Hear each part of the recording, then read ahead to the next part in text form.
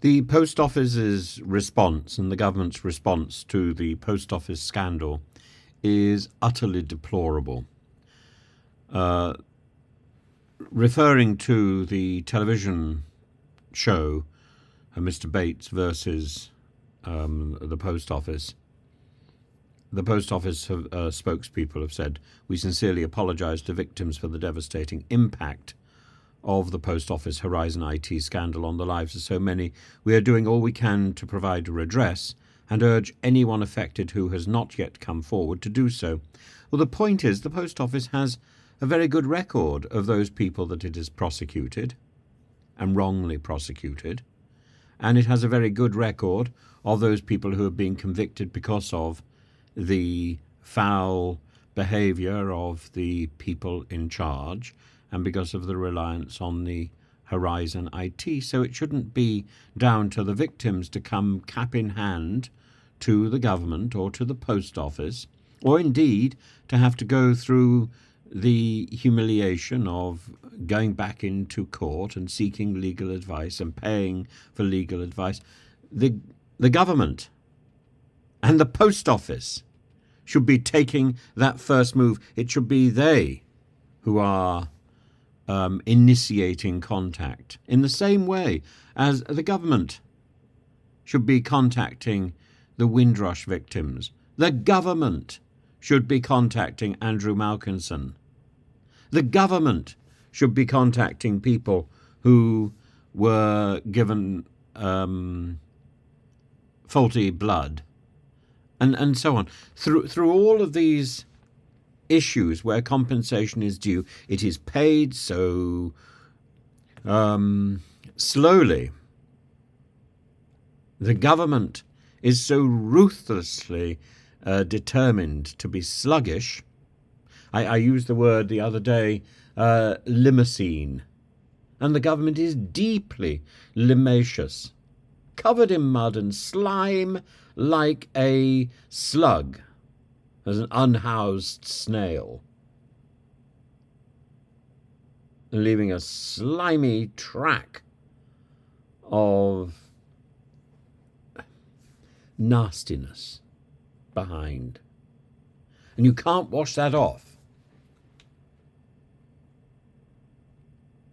So the government and the post office has blood on its hands, and it should be seeking to sort it out. Instead, it takes 20 years to expose its stupidity, and then we've got people like Davy pretending they're not involved. They're up to their eyeballs in mud, in sludge, in slurry, in ordure, in limousine nastiness.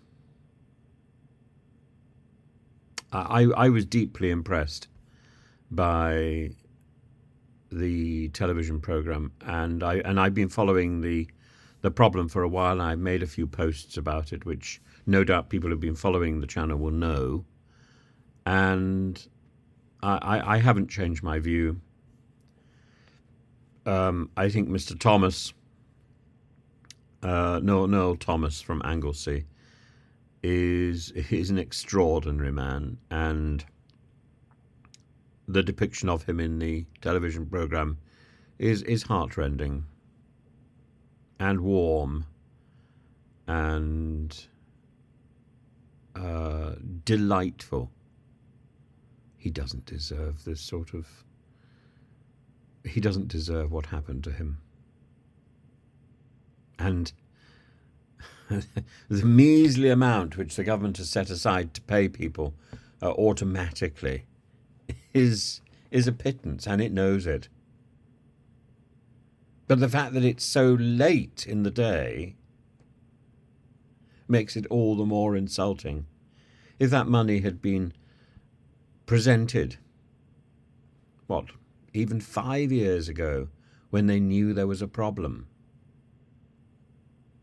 it might have been less derisory.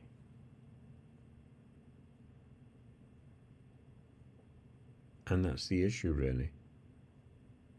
Because if the boot is on the other foot, the government comes after us and expects us to pay like that.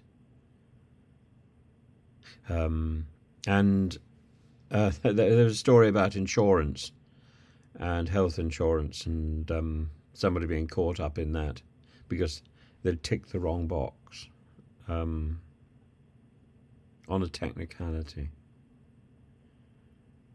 And I think on a technicality, and yet on a technicality,